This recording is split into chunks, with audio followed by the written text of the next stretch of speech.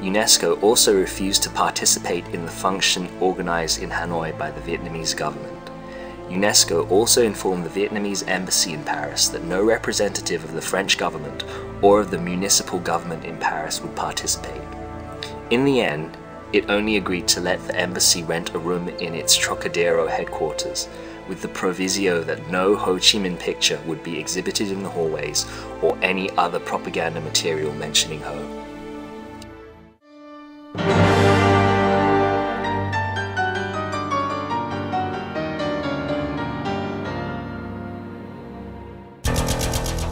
The hagiographies written in Hanoi about Ho Chi Minh are so filled with fictions that one cannot possibly go into all of them.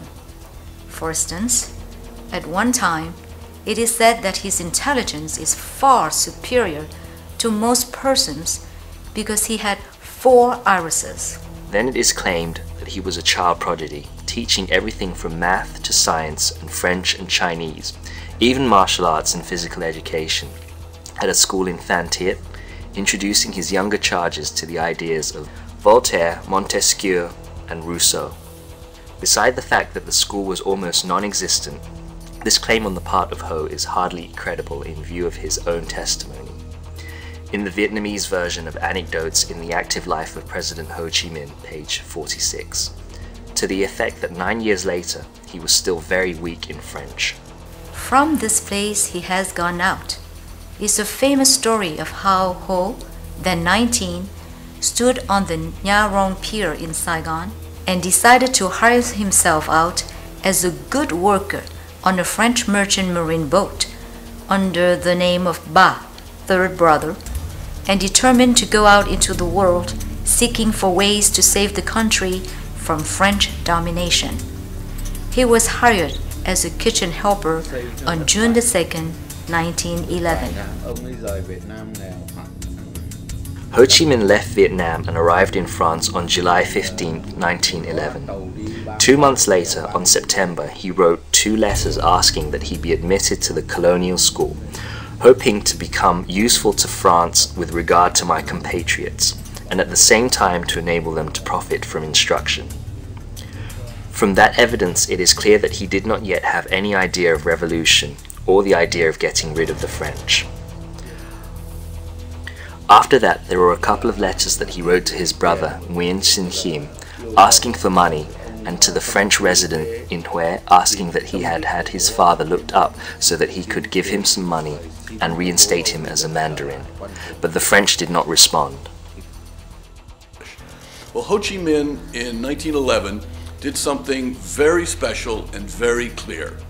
He wrote 2 letters. We have 2 letters of Ho Chi Minh written on September 15th, 1911, from Marseille, one to the Minister of Colonies, the second one to the President of the Republic. And they're signed Nguyen Thuc Tan in both places, which is his real name. Said he was born in Vinh in 1892, the son of Nguyen Sinh Huy, which is the record. And in these 2 letters, he asked to enter the colonial school of the French. He wants to become a servant, a participant in French colonialism in Vietnam.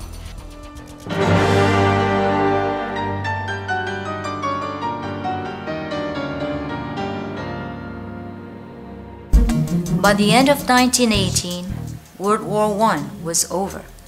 A new world seems to open up with President Wilson proclaiming his 14 points, one of which called for the self-determination of people. Even in Vietnam, French Governor General Albert Sarraut also promised that the Vietnamese people would soon see a perceptible expansion of their political rights. Encouraged and strengthened by such trends, a group of Vietnamese patriots known as the Five Dragons, Ngũ Long, decided to submit to the Versailles Peace Treaty Conference an 8-point petition entitled Revendication du peuple annamite, Demands of the Vietnamese People. A fairly moderate document, the demands only asked for political autonomy for the Vietnamese, coupled with the traditional democratic freedoms such as the freedoms of association, religion, press and movement, amnesty for political prisoners, equal rights for the Vietnamese with the French in Vietnam, and the abolition of forced labor, and the hated taxes on salts, opium, and alcohol. Signed by Nguyen Ai Quoc, a pseudonym meaning Nguyen the Patriot, it was in fact a collaborative effort of the lawyer Phan Van Truong and the famous nationalist Phan Chu Trinh, assisted by the young Nguyen Tet Thanh, later Ho Chi Minh, who volunteered to go and present the petition to the Versailles Conference. Later, Ho Chi Minh, under the pseudonym of Truong Dien Tien, claimed that he had been the author, even though he admitted, according to Droiker, that Phan Van Truong had helped him to draft it in intelligible French. This is clearly a travesty sin. Nguyen Ai Quoc was the common pen name of a number of Vietnamese patriots in France at the time. Among this group were the Nguyen Te Duyen, Phan Van Jun, Phan Ju Jin. Ho was then a fresh arrival in France, a young man with no political record for the French Sûreté to worry about. That is why the other older men let him be the front man and sign the documents or articles which they wrote or drafted, individually or collectively. Even Ho himself admitted as much when, under the pen name of Tran Gian Tien, he wrote the anecdotes on the active life of President Ho Chi Minh on page 46, as follows. Nguyen did not have enough French at the time, so he had insistently pleaded with Mr. Phan Van Juan to write on his behalf. Mr. Juan was an excellent writer in French, but did not wish to sign these documents. That is why Nguyen had to sign those articles.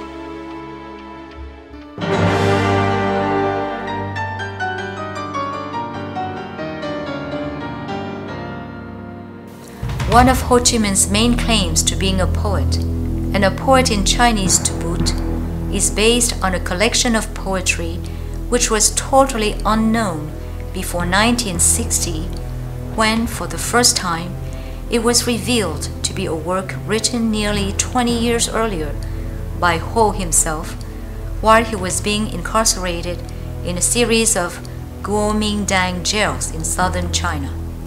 The circumstances surrounding this discovery have never been explained satisfactorily. For instance, the manuscript of the prison diary, which was attributed to Ho, shows on the cover the following dates: 29 of August 1932 through 10 of September 1933. Ho Chi Minh, however, did not get arrested by Chiang Kai-shek's troops until 10 years later in 1942, and was later released over a year later in September 1943. The first author to bring out this discrepancy is no other than Professor Dang Tai Mai, the father-in-law of General Vo Nguyen Giap. Other persons who have had a chance to study the collection also have reservations about Ho's authorship of the work. Professor Le Hu Muk, a scholar of classical literature and an expert in Chinese, some years ago wrote a book, Ho Chi Minh is not the author of the prison diary. Because of his tight and well-argued reasoning, the book really caused a stir in Hanoi, and a spate of the very best scholars were ordered to refute Professor Muk's arguments.